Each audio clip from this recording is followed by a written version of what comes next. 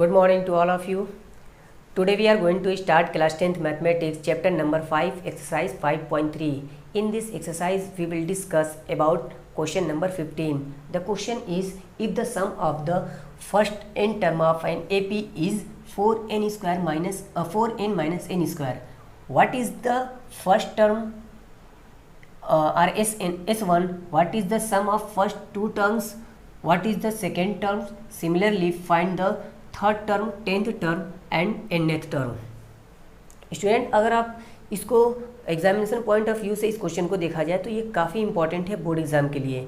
ठीक है, तो क्वेश्चन को पहले हम समझते हैं कि if the sum of the first n terms, है ना, जब हम लोगों ने एक्सरसाइज 5.3 का इंट्रो देखा था उसमें, तो उसमें हम लोगों ने पढ़ा था कि आपके पास, जैसे आपके पास टर्म है A1, है ना, A2, A3, है ना, ऐसे an, यानी n टर्म का आपको n टर्म आपके पास है, A1 है, A2 है, A3 है, कहाँ तक, nth टर्म तक. और इन सब का सम हमने पढ़ा था, वो कैसे फाइंड करते हैं, उसको कैसे शो करते हैं, Sn से, यानी स्टार्टिंग से लेके n तक. ठीक है, यानी जितने भी टर्म हैं Sn लिखेंगे. अगर n टर्म है तो Sn लिखेंगे. अगर आप यहाँ पे 5 टर्म होता, यहाँ पे अगर A1 plus A2 plus A3 plus A4 plus A5, तो हम इसको क्या लिखते, S5 लिखते. और स्टार्टिंग से ही आपका यानी 1 से ही स्टार्ट होके वो 5 टर्म तक होना चाहिए. ऐसा नहीं है कि आप यहाँ से भी आप उसको 5 काउंट कर लें, यानी A2 A3 A4 A5 A6, यानी 6 टर्म है उसके अंदर, तो उसको आप S5 लिख सकते हैं. नहीं लिख सकते, हम तभी इसको लिख सकते हैं जब वो 1 से स्टार्ट हो. ठीक है, इस तरीके से अगर यहाँ पे 2 टर्म है S2, तो हम यहाँ पे लिखेंगे S1 plus A1 plus A2. अगर यहाँ पे S1 है तो हम यहाँ पे क्या लिखेंगे, सिर्फ 1 टर्म का सम है. तो जितने, तो आप देखिए इस क्वेश्चन में ये पूछा है, सबसे पहले तो ये पूछा है कि आप S1 निकालिए. इसका मतलब वहाँ पे आपको कितने टर्म का निकालना होगा, एक टर्म का, 1 टर्म का सम. यहाँ पे S2 लिखा है तो वहाँ पे 2 टर्म का सम. आप देखिए इस क्वेश्चन में क्या लिखा है, what is the sum of the first 2 term. ये देखिए फर्स्ट 2 टर्म है, इन दोनों का सम S2, ये आपको निकालना है. और क्या निकालना है आपको, देखिए what is the first term, यानी फर्स्ट टर्म क्या होगा वो आपको निकालना है, जिसे हम लोग किससे डिनोट करते हैं, स्मॉल a से भी डिनोट करते हैं. AP में आपको फर्स्ट टर्म किससे डिनोट किया जाता है, a से डिनोट किया जाता है. उसके बाद आपको क्या फाइंड करना है, what is the second term. Second term बताना है. देखिए टर्म और सम में डिफरेंट है. अगर सम बोलता है तो आपको S निकालना है, टर्म बोलता है तो आपको A. कौन सा टर्म, अगर दूसरा टर्म तो A2, अगर सम ऑफ 2 टर्म तो S2. Some of 2 term, 2 term का आपको सम दिखाना हो तो वो S से डिनोट किया जाएगा, S2 से. और दूसरा टर्म बताना है तो आपको A2 दिखाना होगा. समझ गए. तो आप यहाँ पे देखिए what is the second term, यानी आपको A2 भी निकालना है. उसके बाद similarly find the third term. Third term का मतलब है A3 भी आपको निकालना है. उसके बाद आपको 10th टर्म, तो आपको A10th निकालना है. उसके बाद nth टर्म, तो AN निकालना है आपको. बात समझ रहे हैं. तो ये सारी चीज़ें आपको निकालना है, ये निकालने हैं, ये फाइंड करने हैं. सेम चीज़ है ये, और ये भी फाइंड करने हैं, ये भी फाइंड करने हैं, ये भी और ये भी.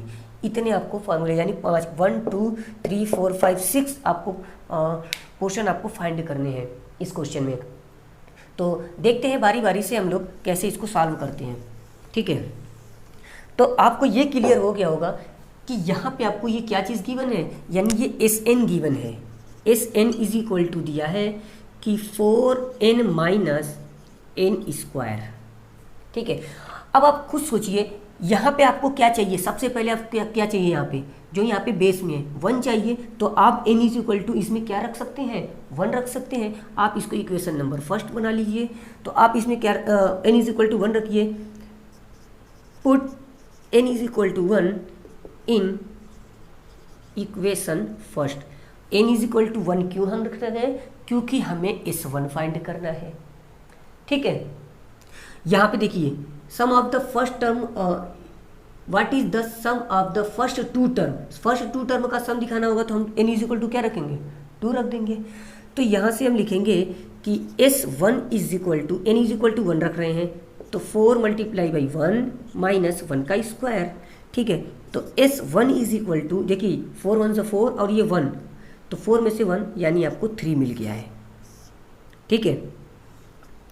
S1 आपको कितना मिला हुआ, 3 मिला हुआ है, जिसे आप क्या बोलते हैं, देखिए हमने बोला था कि अगर यहाँ पे 3 टर्म लिखा है तो A1 plus A2 plus A3 term होंगे, 3 टर्म का सम होगा स्टार्टिंग से।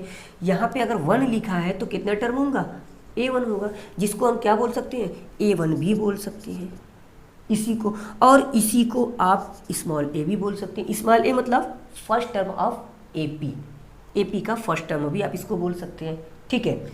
आपके पास 6 आपको पोर्शन निकालना था टोटल, आपके पास एक पोर्शन की वैल्यू आ चुकी है S1 की, ठीक है।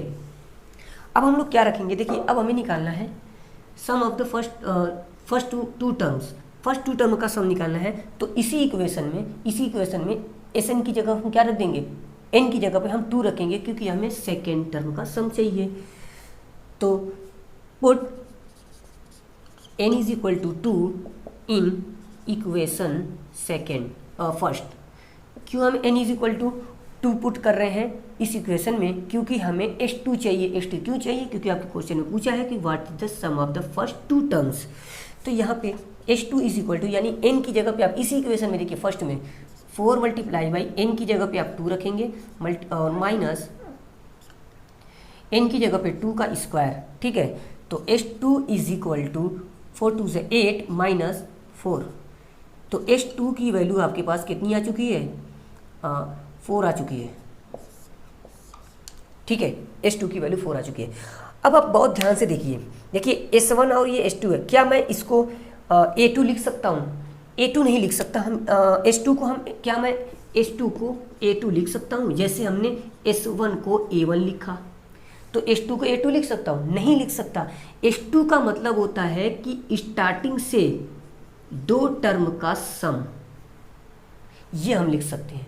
S1 को सिर्फ A1 लिख सकते हैं क्योंकि एक ही टर्म का सम है। S3 लिखना है अगर आपको, तो A1 plus A2 plus A3 लिख सकते हैं, ठीक है। तो आपके पास S2 की वैल्यू चाहिए थी, जो कि आपको मिल चुकी है, S2 इज इक्वल टू 4, ठीक है। हम लोगों ने अब तक क्या क्या फाइंड किया है, देखिए S1 फाइंड कर लिया है, जो कि आपसे पूछा था S1 की वैल्यू क्या होगी फर्स्ट, ठीक है। उसके बाद S2 पूछा था, यानी आपको सम ऑफ द फर्स्ट 2 टर्म की वैल्यू पूछा था, हम लोगों ने दोनों चीज़ें फाइंड कर ली है। अब हमसे पूछा है कि what is the second term, आपको सेकेंड टर्म चाहिए, यानी A2 की वैल्यू चाहिए, आपको A2 चाहिए। देखिए सम चाहिए था तो हमारे पास इस पोर्शन में हम वैल्यू रख के सम निकाल सकते थे, लेकिन टर्म चाहिए, तो टर्म के लिए तो ये चीज़ हमारे पास नहीं है हमारे पास, तो हम कैसे निकालेंगे। उसके लिए अभी तक जो हम लोगों ने पढ़ा था, जो भी चीज़ें हमने हमारे पास फाइंड हुई है, जैसे अगर मैं S2 इज इक्वल टू लिख दूँ, S2 इज इक्वल टू क्या लिखेंगे, A1 प्लस A2, ठीक है। ये चीज़ हमने क्यों लिखी है, क्योंकि हमें A2 की वैल्यू चाहिए, सम ऑफ सेकेंड टर्म की वैल्यू चाहिए, सेकेंड टर्म की। तो आप देखिए S2 की वैल्यू कहाँ से रखेंगे, आप देखिए S2 की वैल्यू निकालें आप, तो S2 की वैल्यू अगर हम यहाँ से रख दें, S2 इज इक्वल टू 4, और A1 की वैल्यू आपके पास देखिए, जिसको S1 बोलते हैं, इसको हम क्या रख सकते हैं, 3 रख सकते हैं, प्लस A2, हमें A2 की वैल्यू चाहिए, तो 4 में से आप 3 को माइनस करेंगे, जब लेफ्ट साइड लेके आएंगे, तो 4 minus 3 is equal to A2, तो ये 1 हो जाएगा इज इक्वल टू A2। आप देखिए ये किसकी वैल्यू आ चुकी है, सेकेंड टर्म की वैल्यू आ चुकी है, ठीक है।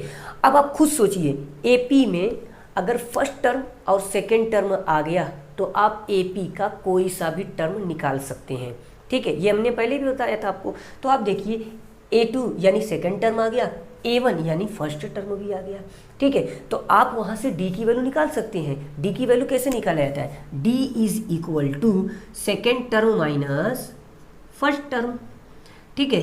तो सेकेंड टर्म कितना है आपका 1 है, माइनस फर्स्ट टर्म कितना है आपका 3 है। इस तरीके से -2 किसकी वैल्यू आई है, D, जिसको हम क्या बोलते हैं, कॉमन डिफरेंस बोलते हैं। ये हमने क्यों निकाली है, क्योंकि हमें आगे थर्ड टर्म, 10th टर्म और nth टर्म चाहिए, सो इस वजह से हम लोगों ने निकाला है, ठीक है। यहाँ तक अगर आपको कोई भी डाउट ना हो तो आप इसको नोट कर लीजिए वीडियो को पॉज करके, ठीक है, ताकि मैं इसको इरेज करूँगा और आगे आपको थर्ड टर्म, 10th टर्म और nth टर्म भी आपको फाइंड करके दिखाऊंगा, ठीक है। हमारे पास d है और a है, यानी फर्स्ट टर्म और कॉमन डिफरेंस है, तो हम AP का कोई सा भी टर्म निकाल सकते हैं। तो हमारे पास थर्ड टर्म की वैल्यू चाहिए थी, तो हम यहाँ पे लिखेंगे थर्ड टर्म, जिसको हम A3 बोलेंगे, इज इक्वल टू कितना है, a प्लस 2d जिसको हम बोलते हैं third term, a plus 2d। a की वैल्यू हमारे पास 3 है जिसको हमने S1 बोला था, प्लस 2 मल्टीप्लाई बाई d की वैल्यू आपके पास -2 है। इस तरीके से 3 ये -4 हो जाएगा, ठीक है, और ये -1, ये किसकी वैल्यू आई है, थर्ड टर्म की वैल्यू आ चुकी है, यानी A3 की वैल्यू आ चुकी है, ठीक है। उस तरीके से अब आपको 10th टर्म चाहिए, तो 10th टर्म यहाँ पे लिख सकते हैं 10th टर्म, जिसको हम लोग A10 बोलेंगे, a प्लस 9 इंटू डी। तो a की वैल्यू हमारे पास है 3 प्लस 9 मल्टीप्लाई बाई -2, तो इस तरीके से 3 माइनस 18 यानी -15, यानी A10, आपको A10 की वैल्यू भी निकल गई है। अब हमें कौन सी वैल्यू चाहिए, nth टर्म की वैल्यू चाहिए, ठीक है। nth टर्म के लिए इस पूरे पोर्शन को मैं इरेज कर रहा हूँ, nth टर्म चाहिए आपको।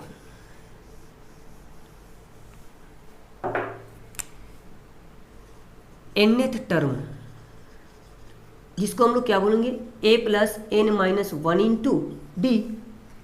तो a की वैल्यू हमारे पास कितनी है, a की वैल्यू है 3 है, प्लस n माइनस 1, डी की वैल्यू आपने खुद बताई है -2।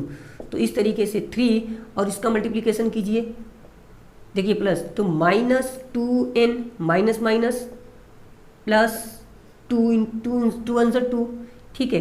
इस तरीके से इन दोनों को ऐड कीजिए आप, 3 प्लस 2 यानी 5 हो जाएगा, -2n, ठीक है। ये आपका nth टर्म है, nth टर्म जिसको हम लोग an बोलते हैं, तो ये भी आपका फाइंड हो चुका है, ठीक है। इस तरीके से आपका फर्स्ट टर्म, सेकेंड टर्म का सम और second term, third term, 10th term और nth टर्म आपके फाइंड हो चुके हैं, ठीक है। अगर इसमें अब भी कोई भी डाउट हो तो आप प्लीज़ मुझे बताइएगा, ताकि उस पर और अच्छे से बताया जा सके। अगर कहीं पे भी अगर कोई कंफ्यूज़न हो तो आप वीडियो को पीछे कीजिए, ठीक है, पॉज करके उसको नोट कीजिए एक बार, और आप खुद से देखिए, उसको अपना कंक्लूजन निकालिए कि हम ये क्वेश्चन को समझ पा रहे हैं कि नहीं समझ पा रहे हैं, ठीक है। बाकी अगर कोई और भी प्रॉब्लम होगी तो मैं आपको उस पर वीडियो बनाऊँगा, ठीक है। Thank you.